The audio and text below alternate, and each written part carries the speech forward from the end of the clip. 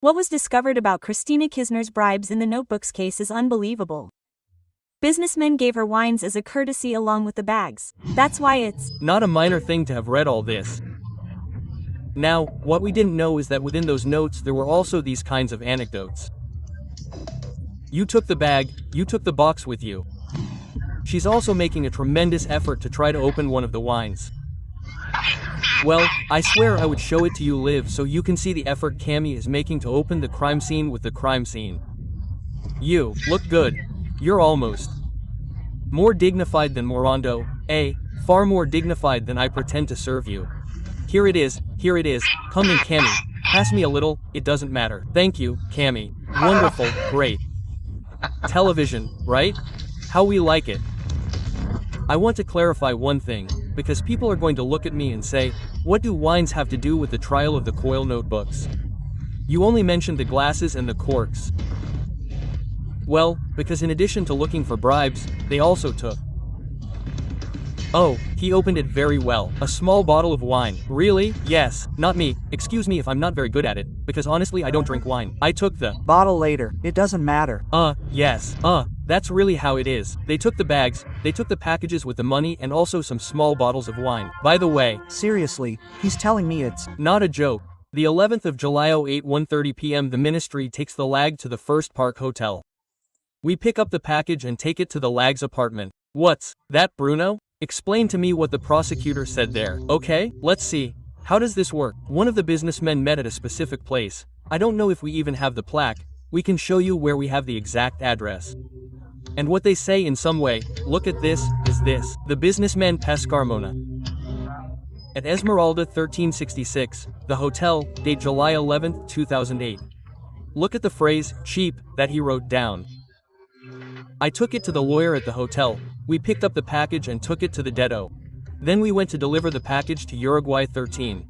Exactly, the package, but look, let's continue. Let's pick up the pace a little, because I want to show you the following that has to do with all this that we prepared, because if not I'll sound crazy. What does what I'm showing have to do with it? I mean, I'm not a sommelier for nothing. Of course. Look how they received wines.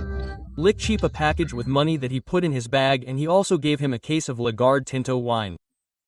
Then I took him to the lag department. Barato gave him a package with money and also gave him a red wine from Lag. Later, the lawyer took him away. In addition to bags, they gave him wine. Yes, you saw that I wasn't crazy with what I told you. We hadn't heard this before. Never. I heard it today. Look, this was. No, I was telling you, I wasn't crazy. I really heard Centeno's notes today. Since yesterday the court read each and every one of the most important notes. At one point I heard Barata, according to Centeno, coming down with the bags and the bottle of wine, and I said, no, over here, what's going on? It's not the first time. On the way, Barata receives a call from Nestor's secretary and the LCK Barat. Lawyer Barata was telling Nestor Kirchner how much they had collected from the United States. 173L. That's incredible. Wait, but he doesn't mention wine there. He doesn't mention wine. No, he doesn't talk about liters of wine, but rather, during a transfer. This is incredible. He calls Nestor's secretary, he gives it to him, of course. He hands the phone to Nestor, they start talking cheaply and Naor tells him, instead of saying, hey, I have 173,000, he says, I have 173L. Incredible. I had never heard that before. And on the way he receives a call from Tatu, Naor Nur's secretary, and he passes the call to him, and Lag Barata was telling Naor Kirchner how much money they had collected. They told him literally from fishing for monkeys, 173L of the US, from transportation 650L of the US, and from Atucha 165 Europe plus the 135,000 US dollars from Valenti. Clarification of the previous one. Well, basically, they found a way to inform Nestor Kirchner that they had 173L, which was equivalent to a bribe of $173,000. That was the way they communicated. That's why I'm telling you, yesterday something happened that went beyond the anecdotal nature of the wine and how funny it may seem. Something very interesting happened, which was that the court said for the first time, look, Centeno, through an expert report, was able to prove that he did indeed write the notebooks. There's no doubt about that. Let's read the most important notes that Centeno made in his notebooks, in his 8 notebooks. Well, based on those notes, they were able to verify the day, place, time, participants, and characters where the bribes were paid and received. That's why it's not a minor thing to have read all this. Now, what we didn't know is that within those notes there were also these kinds of anecdotes.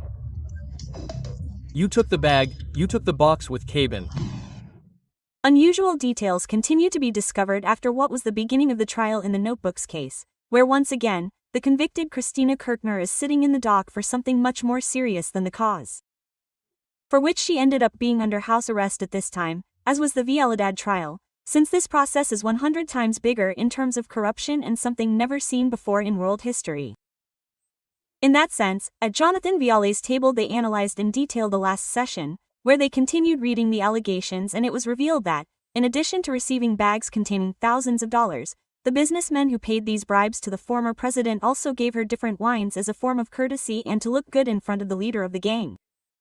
To say that later the Kirchnerists want to psychopathize us, stating that this lady had nothing to do with the matrix of the theft from the state that her late ex-husband created.